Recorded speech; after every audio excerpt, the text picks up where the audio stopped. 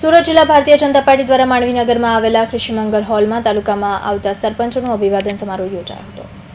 તાજેતરમાં ગ્રામ પંચાયતની ચૂંટણી યોજાઈ હતી, જેમાં સુરત જિલ્લાના માંડવી તાલુકામાં પણ સરપંચ તથા સભ્યો વિજેતા બન્યા હતા। ગ્રામ પંચાયતોની ચૂંટણીમાં સમરસ તેમાં ચૂંટાયેલા સરપંચો તેમજ સભ્યોનો જિલ્લા ભારતીય જનતા પાર્ટી તથા માંડવી તાલુકા ભાજપ દ્વારા અભિવાદન સમારોહ આયોજન કરાયું હતું। કાર્યક્રમમાં માંડવી તાલુકાના ચૂંટાયેલા સરપંચ તેમજ સભ્યો ઉપસ્થિત રહ્યા હતા। તમામ વિજેતા સરપંચનું સાંસદ પ્રભુ વસાવા, જિલ્લા મહામંત્રી જગદીશભાઈ પારેખ, જિલ્લા ભાજપના આગેવાનોના હસ્તે સન્માન કરાયું હતું।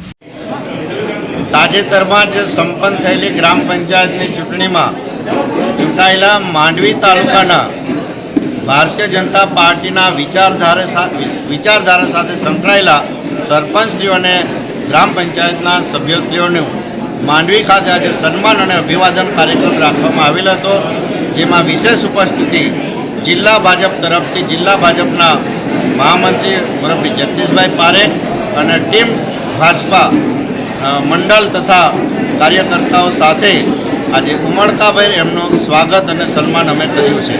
મને કહેતા આનંદ થાય કે માંડવી તાલુકામાં 76 જેટલી ગ્રામ પંચાયતની ચૂંટણી થઈ, તેમાંથી 60 થી 62 સરપંચો આજે આ સન્માન માટે અહીંયા આમંત્રણ આપ્યું અને પધાર્યા હતા અને વિચારધારા સાથે જોડાઈને ગ્રામ પંચાયતનો વિકાસ કરવાની નેમ પણ તેમણે લીધી છે। ત્યારે સૌ ચૂંટાયેલા મારા માંડવી તાલુકાના સરપંચીઓ અને સભ્યશ્રીઓને અભિનંદન અને સાથે લોકસભા વિસ્તારમાં પણ ચૂંટાયેલા તમામ સરપંચીઓ અને સભ્યશ્રીઓને અભિનંદન પાઠવું। બારડોલીના સાંસદ એવા પ્રભુ વસાવા ઉપસ્થિતિમાં કાર્યક્રમનું આયોજન કરાયું હતું, જેમાં ખાસ કરી માંડવી તાલુકામાં મહત્તમ સરપંચ ભાજપની વિચારધારા સાથે હાજર રહ્યાનો દાવો કરાયો હતો। Dharmesh Patel, Hind TV news, Mandvi.